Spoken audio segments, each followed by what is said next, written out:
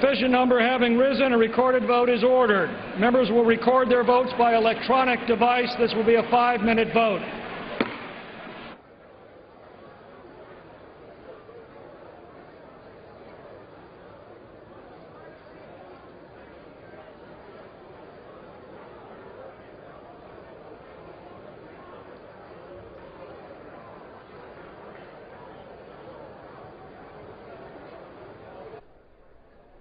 The House has moved on to final passage vote on a bill that would bar federal funding of national public radio and prohibit stations from using federal money to buy NPR programming or to pay NPR dues.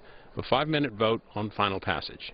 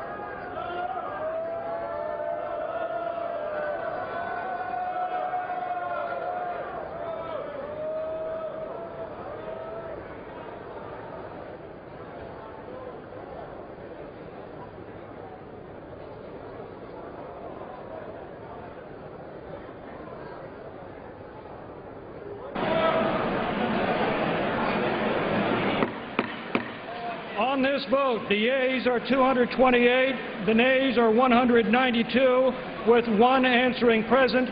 The bill is passed. Without objection, the motion to reconsider is laid on the table. The unfinished business is the vote on the adoption of House Concurrent Resolution 28, on which the yeas and nays were ordered. The clerk will report the title of the concurrent resolution. House Concurrent Resolution 28, concurrent resolution directing the President, pursuant to Section 5C of the War Powers Resolution, to remove the United States Armed Forces from Afghanistan. The question is on the adoption of the concurrent resolution. Members will record their votes by electronic device. This is a 5-minute vote. The bill defunding National Public Radio passes by a vote of 228 to 192. The House last month voted to strip the Corporation for Public Broadcasting of federal funding. That happened during the debate over the fiscal year 2011 spending bill, H.R. 1. This is a vote on a resolution, a withdrawal resolution from Afghanistan proposed by Dennis Kucinich, Democrat of Ohio, supported by a number of Republicans, though, in the earlier 2-hour debate, including Jason Chaffetz of Utah. Other Republicans who spoke in favor of the resolution include John Duncan of Tennessee and Walter Jones of North Carolina. This resolution gets a 5-minute final vote.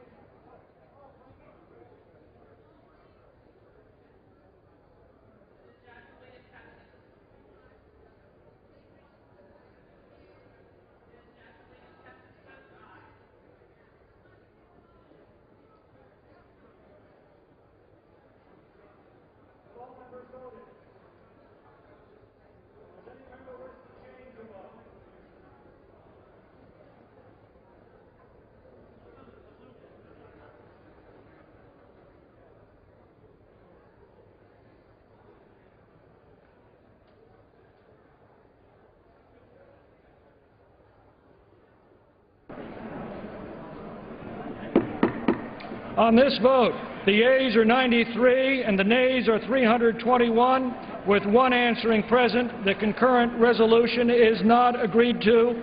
Without objection, a motion to reconsider is laid on the table.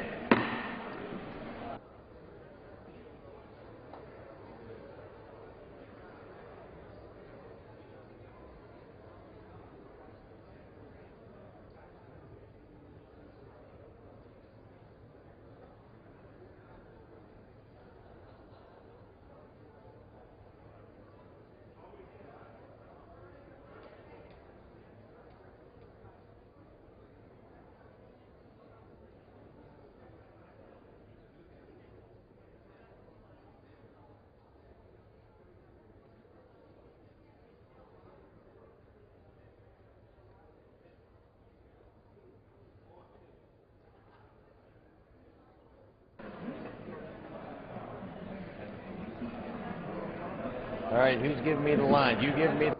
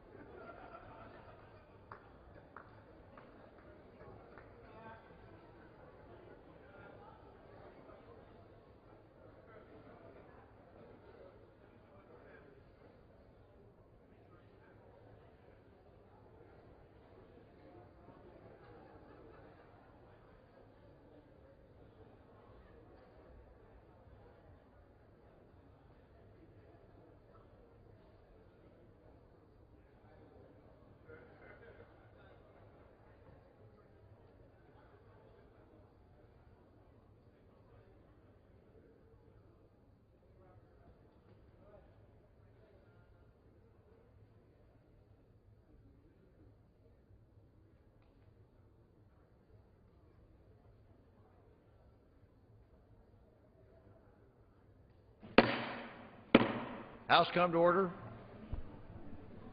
The chair will entertain the request for 1-minute speeches. Purpose is the gentleman from New Jersey rise. Objection, the gentleman is recognized for a 1-minute speech.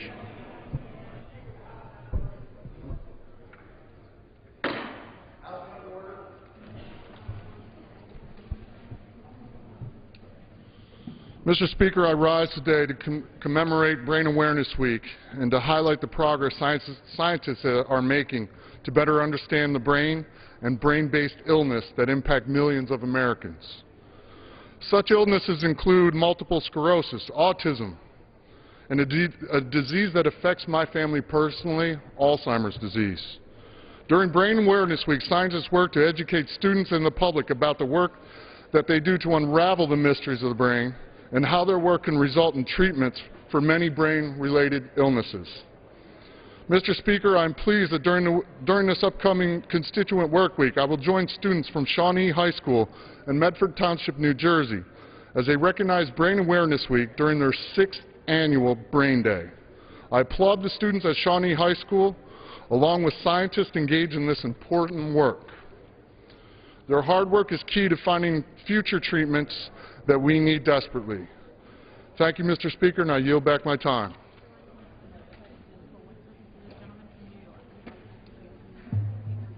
For what purpose is the gentlelady from Texas? Just to address the House for 1 minute. Unanimous consent. Without objection, the gentlelady's Recognized for 1 minute. Mr. Speaker, thank you very much. While we are here in the United States, and I am privileged and honored that we are comforted by our flag, our values, and the fact that we can live in peace and security, Mr. Speaker, there are those who are fighting for freedom all over the world, but in this instance in the Mideast, and they are dying as we speak. We had the uprising in Egypt and Yemen and Bahrain. Bahrain is moving people out of the streets, but then you move to Libya and people are dying. Today I stood with a mother who lives in the United States, and her Libyan-American son who was born here, is lost in Libya. At first she thought he was dead, but she is looking to see whether or not there is news that he was only wounded. Even so, he was not in battle. He was providing food to those who needed the food, and yet he was brought down. It is important that we not enter a war, but that we create with our allies a no-fly zone. Otherwise, Gaddafi is going to slaughter the people of Libya. Where is our heart? Where is our compassion? As we seek to bring our heroic soldiers home from Afghanistan who have fought for peace and freedom, let us not forget those who stand unarmed almost in their civilian clothes fighting against tyranny. We must have a no-fly zone. We cannot tolerate the slaughter. We must stand for peace. I yield back. Time's expired. Purpose is the gentleman from Texas rise. Request permission to address the House for 1 minute.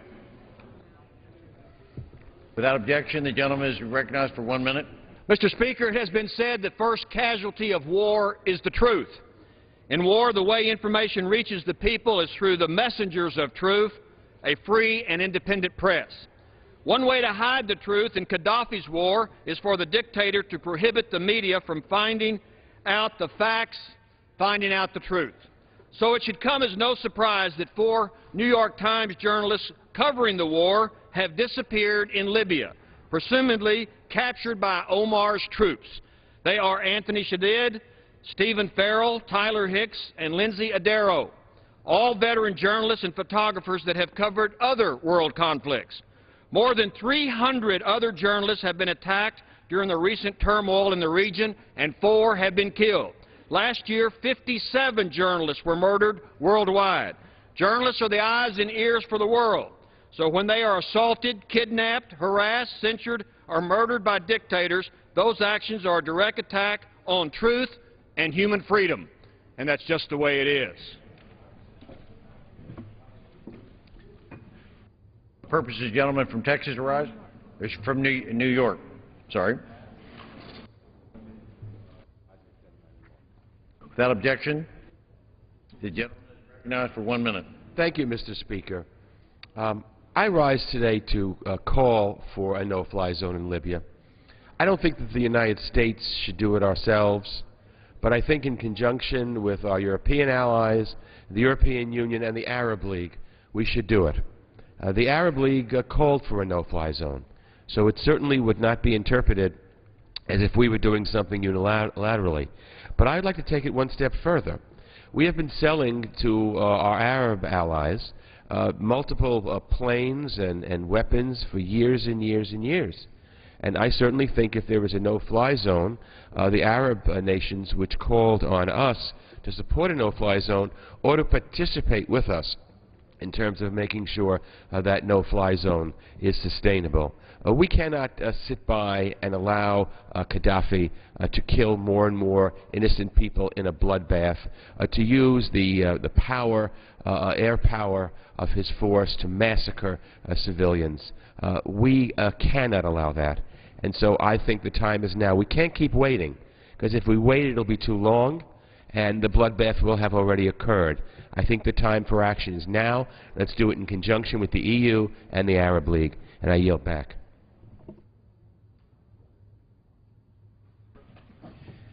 The chair will receive a message. Mr. Speaker, a message from the Senate. Mr. Speaker, I have been directed by the Senate to inform the House that the Senate has passed H.J. Res. 48, making further continuing appropriations for fiscal year 2011 and for other purposes.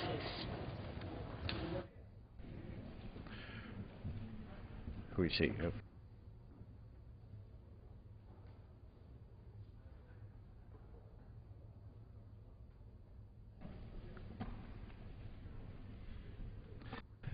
Under the Speaker's announced policy of January 5, 2011, the gentleman from Ohio, Mr. Kucinich, is recognized for 60 minutes as the designee of the Minority Leader.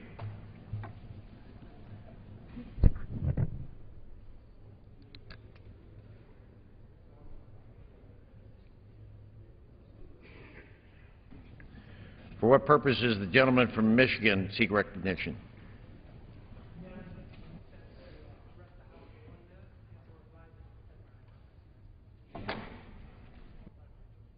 Without objection, Mr. Kucinich, if that be all right, let him speak for 1 minute.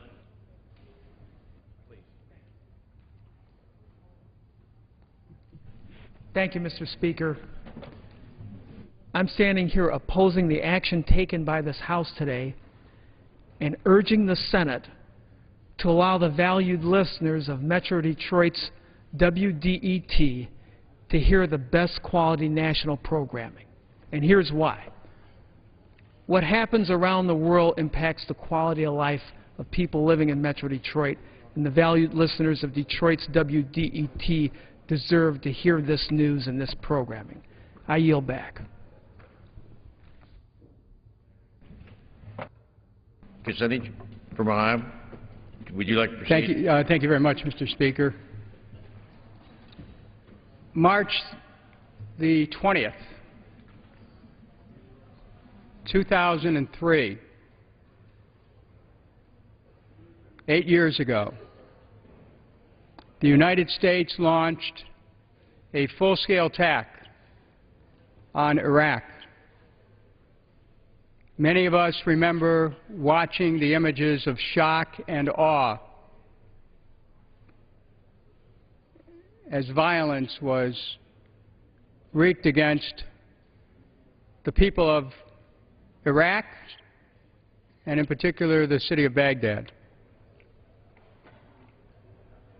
Now, that moment at which America arrived to express its military might had antecedents that we should study this evening. I want to review, Mr. Speaker, the climate that was created for this Congress, that caused this Congress to make a decision back in October of 2002 to go to war against Iraq, a war that was executed beginning March 20th, 2003. It was 9 years ago to this date that Vice President Cheney said the following of Iraq: "We know they have biological and chemical weapons." It's March 17, 2002. On March 19, 2002, the Vice President Cheney said, "And we know they are pursuing nuclear weapons." On March 24, 2002, Vice President Cheney said of Saddam Hussein, "He is actively pursuing nuclear weapons at this time." Later on, May 19, 2002, "We know he's got chemicals and biological, and we know he's working on nuclear." That was Vice President Cheney on Meet the Press.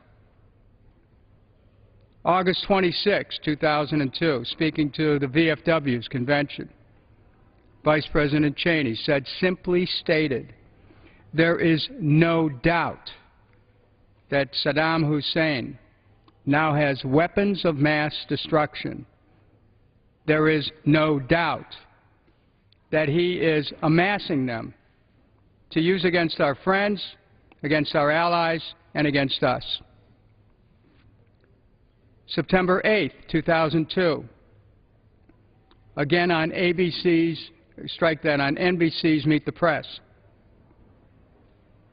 Vice President Cheney said this: "Based on intelligence that's becoming available, some of it has been made public, more of it hopefully will be, that he has indeed," and he's speaking of Saddam Hussein, "he has indeed stepped up his capacity to produce and deliver biological weapons, that he has reconstituted his nuclear program to develop a nuclear weapon, that there are efforts underway inside Iraq to significantly expand his capability.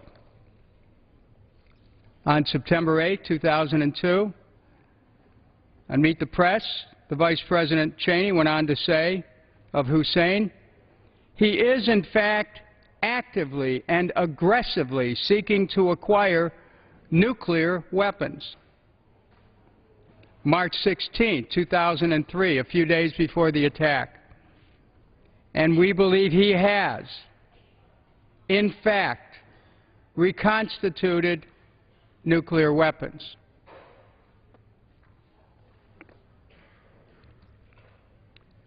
I mention this, Mr. Speaker, because for those members who were not in the House of Representatives at the time of the October debate and at the time that the attack commenced,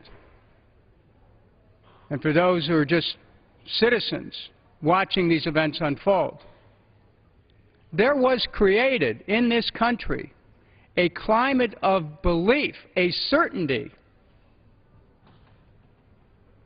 as to the grave peril which Saddam Hussein of Iraq was alleged to represent. That was the vice president. Now, the president, in various appearances and statements, and in the legislation he presented to this Congress, the president made the following material representations with respect to Iraq. He said that Iraq was continuing to possess and develop a significant chemical and biological weapons capability. He said that Iraq was actively seeking a nuclear weapons capability, that Iraq was continuing to threaten the national security interests of the United States and international peace and security, that Iraq had demonstrated a willingness to attack the United States, that members of al-Qaeda, an international organization bearing responsibility for attacks on the United States, its citizens and interests, including the attacks that occurred on September 11, 2001, are known to be in Iraq. That attacks on the United States of September 11, 2001 underscored the gravity of the threat that Iraq will transfer weapons of mass destruction to international terrorist organizations. President George W. Bush represented to this Congress that Iraq will either employ those weapons to launch a surprise attack against the United States or its armed forces, or provide them to international terrorists who would do so, that an extreme magnitude of harm would result to the United States and its citizens from such an attack, and that the aforementioned threats justified action by the United States to defend itself. Mr. Speaker, we have an obligation as a nation to defend ourselves, to provide for the common defense is one of the foundational principles of this country in the preamble to our Constitution. Those who are charged with the responsibility of guiding the affairs of our nation, the President and the Vice President in this case, President Bush, Vice President Cheney, had a responsibility to be totally clear and honest with the American people. It is to their shame that they were neither honest nor candid with the American people and with this Congress. Here we are on the 8th anniversary of the attack on Iraq. And I think, Mr. Speaker, it would be instructive for this Congress to have the opportunity to review what it is we were told in early October of 2002 when we voted as a Congress to authorize the President to take action against Iraq, action which commenced 8 years ago. Listen to some of these claims that were made. And what I'll do, I'll state the claims that were made, and then I'll rebut them. We were told that in 1990, in response to Iraq's war of aggression against and illegal occupation of Kuwait, the United States forged a coalition of nations to liberate Kuwait and its people in order to defend the national security of the United States and enforce United Nations Security Council resolutions relating to Iraq. Mr. Speaker, the thing that was said then, at that time, in response, I pointed out that in the Persian Gulf War, there was an international coalition. World support was for protecting Kuwait. There was no world support for invading Iraq. The resolution which President Bush submitted to this Congress, which resulted in the invasion of Iraq 8 years ago, said, whereas after the liberation of Kuwait in 1991, Iraq entered into a United Nations-sponsored ceasefire agreement pursuant to which Iraq unequivocally agreed, among other things, to eliminate its nuclear, biological, chemical weapons programs and the means to deliver and develop them, and to end its support for international terrorism. Whereas the efforts of international weapons inspectors, United States intelligence agencies, and Iraqi defectors led to the discovery that Iraq had large stockpiles of chemical weapons and a large-scale biological weapons program, and that Iraq had an advanced nuclear weapons development program that was much closer to producing a nuclear weapon than intelligence previously had indicated. I pointed out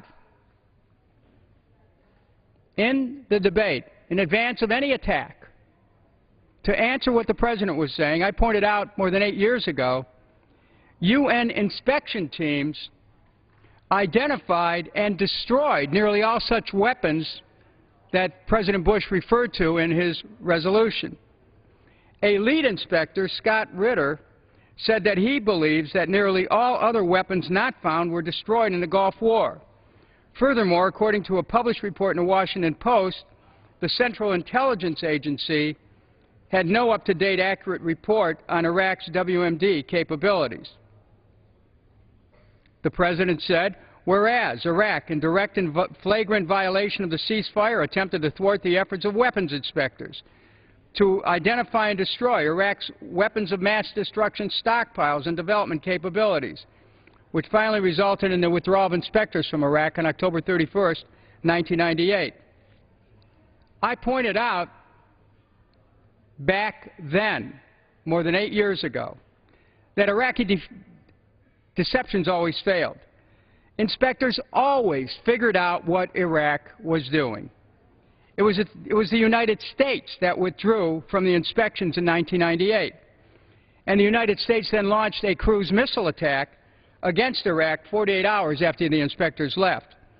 In advance of a military strike, the U.S. continued to thwart the weapons inspections.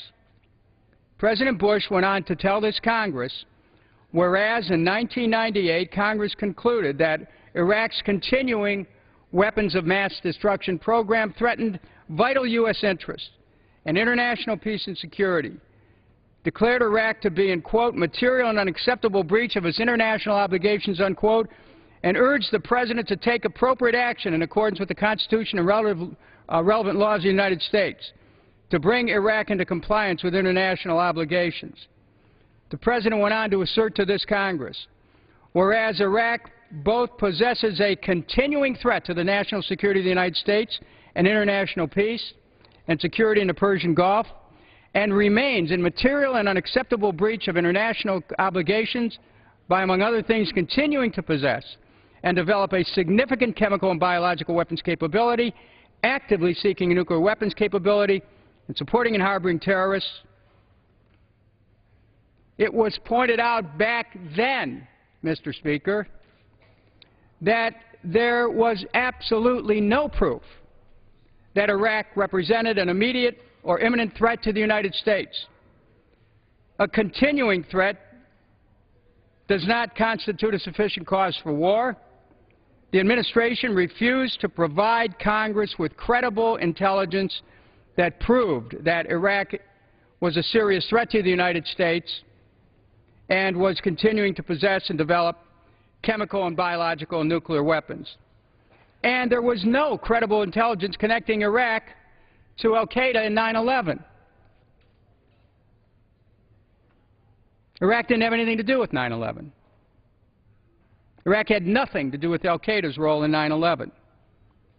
The President went on to assert to this Congress, in the resolution which was a call to war against Iraq, that Iraq persists in violating resolutions of the United Nations Security Council by continuing to engage in brutal repression of its civilian population, thereby threatening international peace and security in the region, by refusing to release, repatriate, or account for non-Iraqi citizens wrongfully detained by Iraq, including American servicemen, and by failing to return property wrongfully seized by Iraq from Kuwait. It was said at the time that the language of this resolution was so broad that it would allow the President to attack Iraq even when there was no material threat to the United States. The resolution authorized the use of force for all Iraq-related violations of UN Security Council directives, and the resolution cited Iraq's imprisonment of non-Iraqi prisoners. This resolution would have authorized the President to attack Iraq in order to liberate Kuwaiti citizens who may or may not have been in Iraqi prisons, even if Iraq had met compliance with all requests to destroy the alleged weapons of mass destruction. Though in 2002, at the Arab Summit, Iraq and Kuwait agreed to bilateral negotiations to work out all claims relating to stolen property and prisoners of war. So this use of force resolution enabled President Bush to commit U.S. troops to recover Kuwaiti property. The President told this Congress, the current Iraqi regime had demonstrated its capability and willingness to use weapons of mass destruction against other nations and its own people. That the Iraqi regime had demonstrated its continuing hostility toward and willingness to attack the United States, including by attempting in 1993 to assassinate former President Bush and by firing on many thousands of occasions on United States and coalition armed forces engaged in enforcing the resolution of the United Nations Security Council. It was pointed out back then, prior to Congress passing the resolution to authorize an attack on Iraq, that the Iraqi regime had never attacked, nor does it have the capability to attack the United States. They couldn't attack us. The no-fly zone was not the result of a UN Security Council directive. It was illegally imposed by the United States, Great Britain, and France, and not specifically sanctioned by any Security Council resolution. The President went on to say, members of al-Qaeda, an organization bearing responsibility for attack on the United States, its citizens and interests, including the attacks that occurred on 9/11, are known to be in Iraq. But back in October of 2002, when we were having the debate on President Bush's war resolution, there was no credible intelligence that connected Iraq to the events of 9/11 or to participation in those events by assisting al-Qaeda. The President told Congress back in 2002, Iraq continues to aid and harbor other international terrorist organizations, including organizations that threaten the lives and safety of American citizens. It was pointed out back then in response to President Bush's assertions that any connection between the Iraq support of terrorist groups in the Middle East is an argument, and was an argument then, for focusing great resources on resolving the conflict between Israel and the Palestinians. It was not sufficient reason for the U.S. to launch a unilateral, preemptive strike against Iraq. The President went on to say that the attacks on the United States of September 11, 2001 underscored the gravity of the threat posed by acquisition of weapons of mass destruction by international terrorists organizations. It was pointed out again that there was no connection between Iraq and the events of 9/11. But think about this. There was a consistent effort to try to link Iraq to 9/11 and to al-Qaeda's role in 9/11. But there was no connection. The President kept on insisting there was, as did the Vice President. The President went on to say that Iraq demonstrated capability, would either employ those weapons to launch a surprise attack against the United States or its armed forces, or provide them to international terrorists who would do so, the extreme magnitude of harm that would result in the United States and its citizens from such an attack combined to justify action by the United States to defend itself.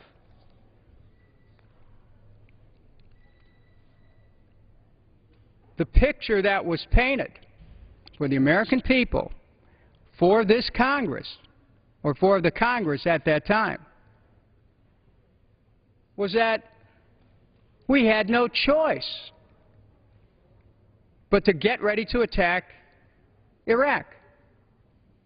And yet, back then, prior to Congress voting on a resolution to authorize the use of military force against Iraq, that attack having occurred 8 years ago on March the 20th, 2003, yet we knew back then that there was no credible evidence that Iraq possessed weapons of mass destruction. There was no credible evidence that Iraq had the capability to reach the United States with such weapons. In the 1991 Gulf War, Iraq had a demonstrated capability of biological and chemical weapons, but didn't have the willingness to use them against the U.S. Armed Forces. Congress was not provided with any credible information which proved that Iraq had provided international terrorists with weapons of mass destruction.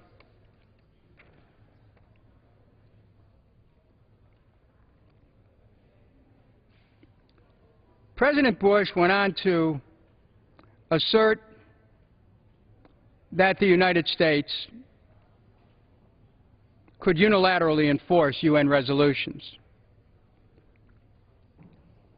and that we could do so with military force. He went on to assert a chronology of international process. And when you look at where we are today,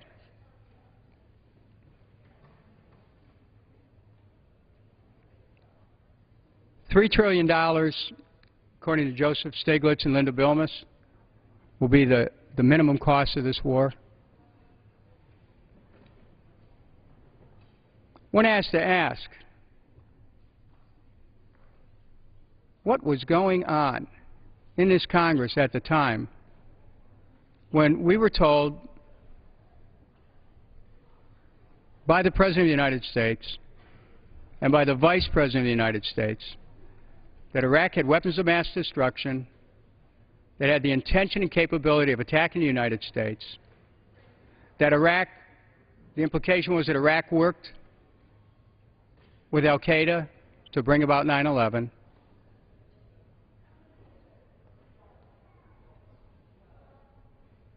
That's what they led this Congress to believe. That's what they led the American people to believe. But you know what, Mr. Speaker?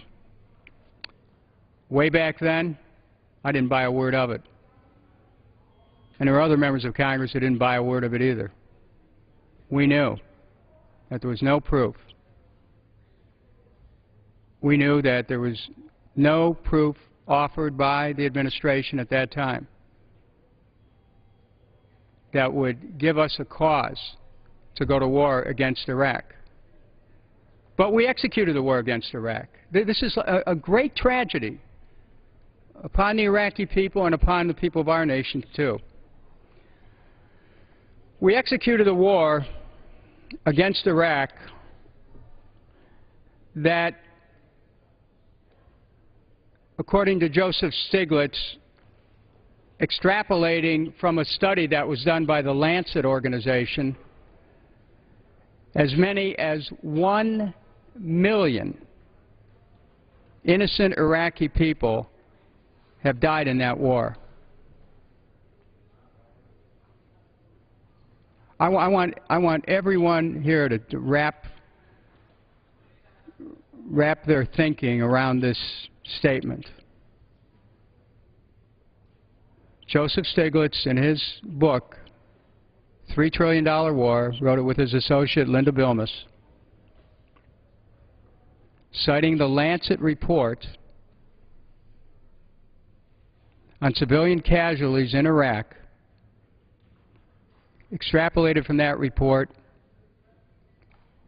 and the figure that comes up is approximately 1 million innocent civilians lost their lives as a result of the United States attack upon and occupation of Iraq.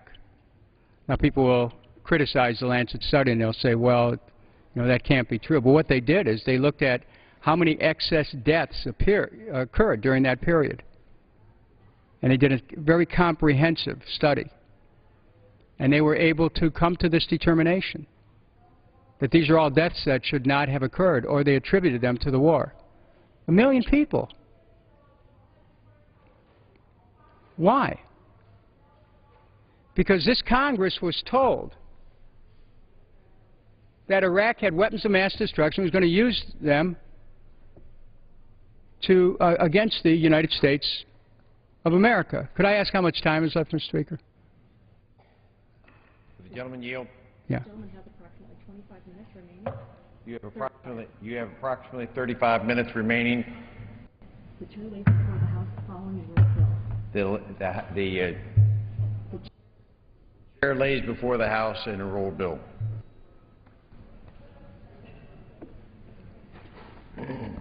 House Joint Resolution 48, joint resolution making further continuing appropriations for fiscal year 2011 and for other purposes. Gentleman may proceed.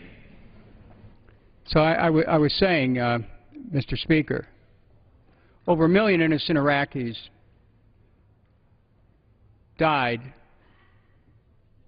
pursuant to the bloodshed and chaos that occurred during the Iraq War.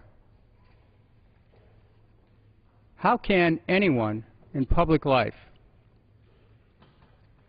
who understands that not come into public forums and demand justice?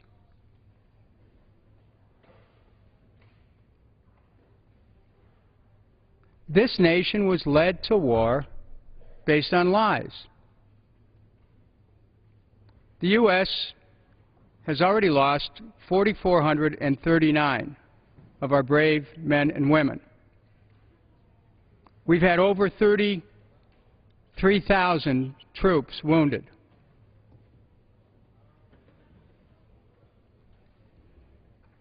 There are casualties on all sides here. And certainly some of the nations who closed ranks with the Bush administration, their sons and daughters also suffered as well.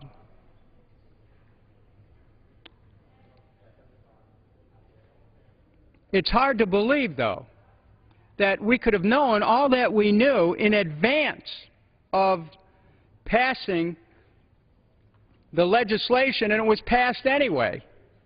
Know all that we knew in advance of passing the legislation's passed, and we go to war anyway. Know all that we know today, back then, and still be in Iraq today, March 17, 2011. And I quoted to you at the beginning of this from Vice President Cheney 9 years ago. The Iraqis are still paying a price, and so are the American people.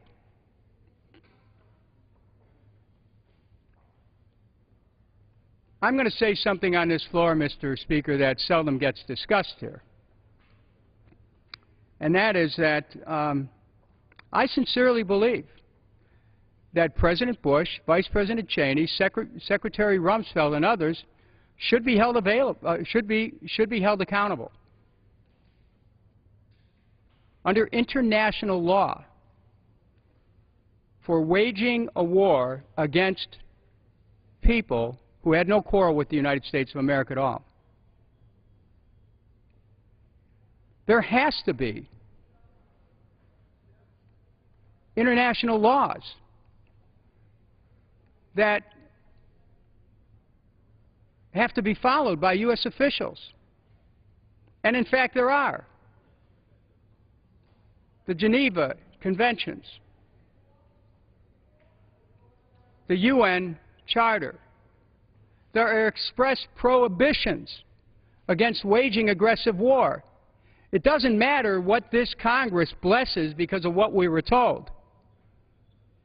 The President and the Vice President and Secretary of Defense, they all knew better. They're all trying to cover their tracks right now with various books and PR tours. But they knew better. They put the lives of our young men and women on the line for a lie. They put the lives of 1 million and more Iraqi people on the line for a lie. They put over $3 trillion of our precious resources here on the line for a lie.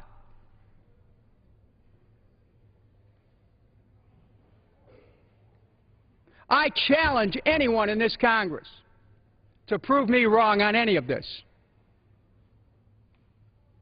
because it is impossible to prove to the contrary the statements that I've made today about assertions were made to this Congress, to the American people, for a cause of war against Iraq, and they were all lies. And now, Mr. Speaker, we are about to begin another year of occupation of Iraq. There is no question that occupation fuels insurgencies. There's no question that we are likely to be in Iraq for some time to come. Just in the last 24 hours, it was reported that while U.S. troops who are there at this moment, 50,000 troops, supposed to leave at the end of the year, there's problems with the negotiations. That Mr. Maliki, his government is stalled on appointing ministers. That the U.S. wants a contingency force of 10,000 to remain. That the State Department is increasing contractor presence of 17,000 at the cost of $2.5 billion. We're not going to be done with this war for God knows how long.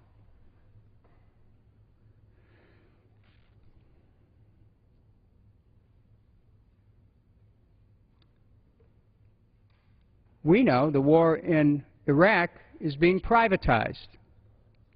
We know that all these private firms that are lining up to provide security in Iraq will be there for some time. As a matter of fact, it's in their interest to keep the environment unstable because they'll keep making money. And so this handoff to the State Department occurs with much skepticism. But at this very moment, Mr. Speaker, it's not clear that we are truly going to be leaving Iraq.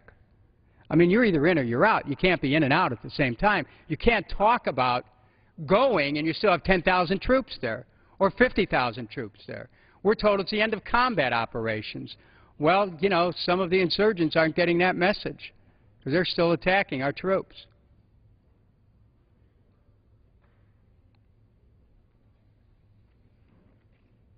$439 U.S. casualties,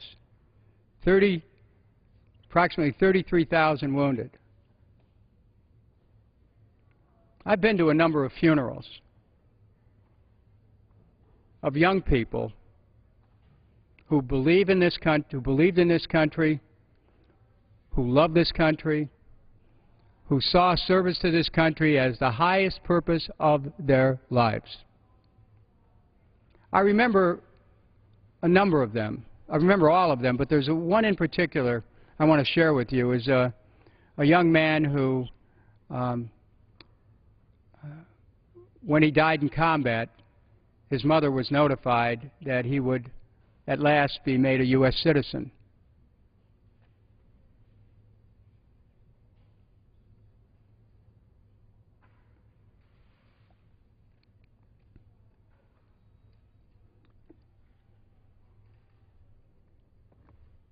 I grew up at a time when we were dealing with the Iraq War, or rather the Vietnam War.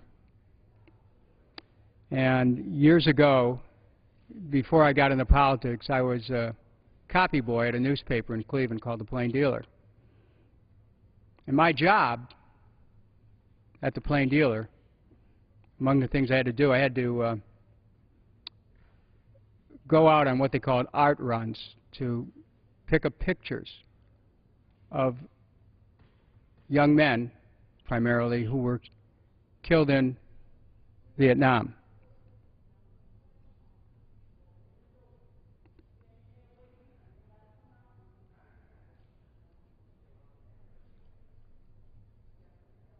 I remember driving the company's car up to a house, and Mr. Speaker, all these houses, after a while, they looked the same. The houses had wooden clapboard houses that needed a little bit of paint, and the front door was flapping a little bit in the breeze. Wasn't a latch on it. And when you walked up the steps would creak, and you'd see faded white curtains in the window with a shade pulled down and a blue star in the window, signifying that they had someone who served. And when I knocked on the door, people would invite me into their house, and I'd sit on a worn sofa, a threadbare rug. At that time, they'd have a picture of President of the United States, often a picture of President Kennedy, who by then had been deceased, and a picture of Christ on the in or around the TV. And I'd sit down on their sofa, and they'd go over the pictures. That I'd take one of those pictures back to the newspaper so they could print it the next day to announce that this young person had been killed. And I remember how incredible it was to be there at that moment when the family was in such incredible agony and grief, and to get the feeling of their loss, just to feel it. Even thinking about it right now, I can feel it. And I went out and picked up so many pictures over the course of a year or so, just while I was doing that job. And it was just the same thing over and over again. People talking about how proud they were of their young person who served, and wanting everyone to know how much they love the country and how much they love service. Those memories stay with me. I mean, all of us who had friends who fought in Vietnam and didn't come back, you know, they included people who I played baseball with, people who I just used to pal around with. And when you know people who get killed in war, it becomes personal. And when you know family members who are out there and exposed to that environment, it's very personal. So when here I am in the United States Congress, here we are, 2011, and I think back to those times, and I think, you know, if we're sending these young men and women to put themselves in harm's way, we better be right. We better have, we cannot afford not just to not make a mistake, but there cannot be any deception involved in things like that. So you see, when I talk about the importance of holding people accountable for the deceptions. I come from a place of great sadness about the tragedy of war generally, but the compounded tragedy of war specifically when it is based on something that is really not true. Could I ask the Speaker how much time I have remaining?